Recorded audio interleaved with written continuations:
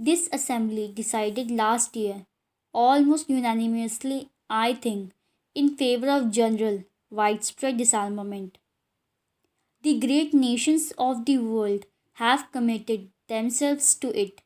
The United States, through its president, recently put forward proposals which are in line with what this assembly has decided. The Soviet Russia has put forward proposals to the same effect, varying them slightly but essentially aiming at the same thing.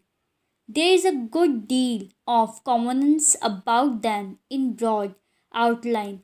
If that is so, why should we not grasp this opportunity and remove the fear and terror from people's mind and devote our energies and resources to the advancement of the world?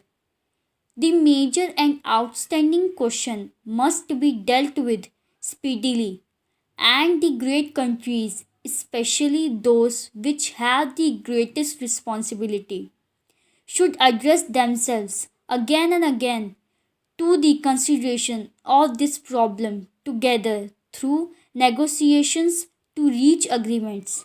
Such agreements cannot be merely agreements between some countries, however great.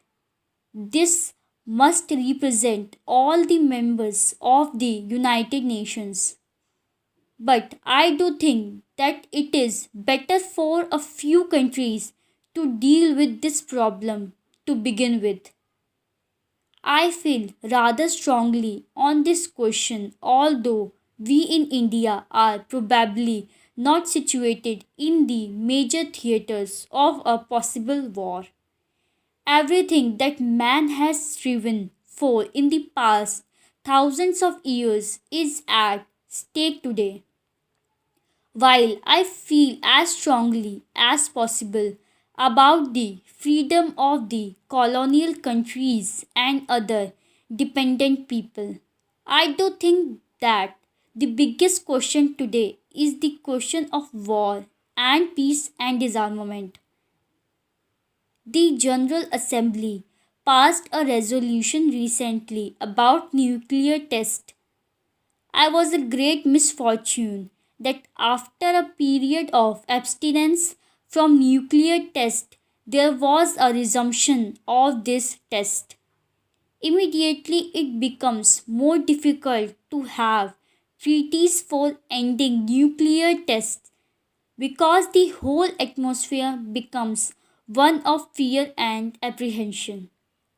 I do think, and I would beg the countries concerned to realize that they are doing a grave disservice to the world, to their own countries, by not putting an end to nuclear tests by treaty as quickly as possible. The Assembly passed a resolution in favor of some kind of moratorium. No one imagines that a voluntary moratorium is going to solve this question. There must be stricter control by treaty and otherwise. Nuclear tests are basically evil forever.